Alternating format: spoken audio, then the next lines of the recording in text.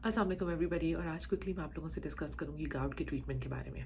अच्छा, mainly talking gout के दो आर्म्स ऑफ ट्रीटमेंट हैं। एक एक्यूट ट्रीटमेंट है जो हम फ्लेयर के दौरान देते हैं ताकि पेशेंट को दर्द ना हो और उसके सिम्टम्स कम से कम हो। और एक ट्रीटमेंट ऐसा है जो हम उसके यूरिक एसिड को मेंटेन करने के लिए देते हैं। सबसे इंपॉर्टेंट ये है कि आपका यूरिक एसिड हाई हो क्यों रहा है। तो हो सकता है कि एक तो पहली बात कि आप में कोई जेनेटिक रीज़न हो, ठीक है, या आपकी फैमिली में ये चीज़ रन कर रही है जिसका मतलब है। दूसरा ये हो सकता है कि आपकी डाइट जो है वो यूरिक एसिड में बहुत ज़्यादा रिच है, जैसे कि आप प्यूरीन रिच फूड्स खा रहे हैं, जैसे रेड मीट हो गया या बहुत ज़्यादा हाई फ्रूक्टोज ड्रिंक्स हो गए, अल्कोहल हो गई, कोई भी ऐसे खाने जिनमें आपकी प्रोटीन और इवेंचुअली यूरिक एसिड बहुत ज़्यादा हाई है। इसके अलावा हो सकता है कि आपको कोई किडनी की बीमारी हो जिसकी वजह से आपका यूरिक एसिड हाई हो जाए, या ये भी हो सकता है कि आपकी बॉडी जो है वो लैक करती है वो एंजाइम्स जो बेसिकली यूरिक एसिड को प्रोसेस करते हैं, और इस तरह वो यूरिक एसिड यूरेट क्रिस्टल्स बनते हैं और फिर वो आपकी हड्डियों में जमा होकर सिम्टम्स कॉज करते हैं। तो सबसे पहले तो आगे एक्यूट ट्रीटमेंट के लिए आपने क्या करना है। एक्यूट ट्रीटमेंट के लिए जो सबसे कॉमन है वो ये कि आप आइबुप्रोफेन ले लें, यानी एनसेड्स ले लें, कोई भी, जैसे आइबुप्रोफेन है, नेप्रोक्सन है, मेलॉक्सिकैम है। लेकिन एनसेड्स के साथ आपने सबसे इंपॉर्टेंट जो ख्याल रखना है वो ये है कि अगर आपको किडनी डिजीज़ है या आपको दिल की बीमारी है तो आप ये नहीं ले सकते, या आपको कोई गैस्ट्राइटिस है, अल्सर्स है, आपका मैदा आपको तंग करता है, तो एनसेड्स आप नहीं ले सकते। फिर आप अपने डॉक्टर से मशवरा करें। दूसरी ऑप्शन ये है कि आप कोल्चिसिन ले लें। अगैन, अगर आपको गुर्दों की कोई बीमारी है, किडनी की बीमारी है, तो भी कोल्चिसिन आपने एहतियात से लेनी है, आपको डॉक्टर से डिस्कस करना पड़ेगा।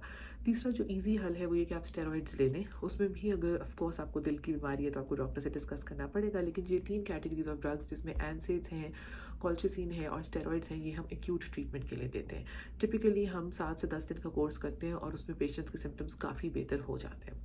जब पेशेंट्स को फ्लेयर हो रहा हो, रिकमेंडेड तो यही है कि उस दौरान हम जो उनकी मेंटेनेंस ड्रग है, जिसको मोस्ट कॉमन जो ड्रग है जिसमें और भी बहुत ऑप्शन है, एलोप्यूरानॉल है, वो हम उस फ्लेयर के दौरान स्टार्ट ना करें। लेकिन अब जो नई गाइडलाइंस है वो रेकमेंड करती हैं कि आप वो फ्लेयर के दौरान स्टार्ट कर सकते हैं, लेकिन साथ फिर आपने कोई ऐसी ट्रीटमेंट देनी है जिससे उनका फ्लेयर के सिम्टम्स कम हो, जैसे कि एनसेड्स, जैसे मैंने एक्सप्लेन किया, स्टेरॉइड्स एंड कोल्चिसिन। एलोप्यूरिनॉल जो है वो काफ़ी सेफ मेडिकेशन है। जिनको किडनी डिजीज़ है उसमें उसका डोज रिड्यूस करना पड़ता है, लेकिन डेफिनेटली अगर आपको साल में 2 या 2 से ज़्यादा गाउट के अटैक्स हुए हैं और आपका यूरिक एसिड हाई है, जो डिफरेंट लैब वैल्यूज़ के अकॉर्डिंगली डिफरेंट है, लेकिन नॉर्मली जो एवरेज गाउट की हम वैल्यूज़ को हाई कंसिडर करते हैं, मोस्ट ऑफ द लैब्स में वो 6 एंड अबव है, तो आप डेफिनेटली गाउट ट्रीटमेंट के लिए क्वालिफाई करते हैं। यानी आपको मेंटेनेंस ड्रग की ज़रूरत है अगर आपको 2 से ज़्यादा अटैक्स हुए हैं और आपका यूरिक एसिड भी हाई है। तो एक तो आप अपनी डाइट को कंट्रोल करें डेफिनेटली, लेकिन फिर भी अगर आपको गाउट के अटैक्स हो रहे हैं तो डेफिनेटली अपने डॉक्टर से कंसल्ट करें और एक ऐसी मेडिकेशन को स्टार्ट करें जो आप रोज़ ले सकें ताकि आपका यूरिक एसिड हाई ही ना हो।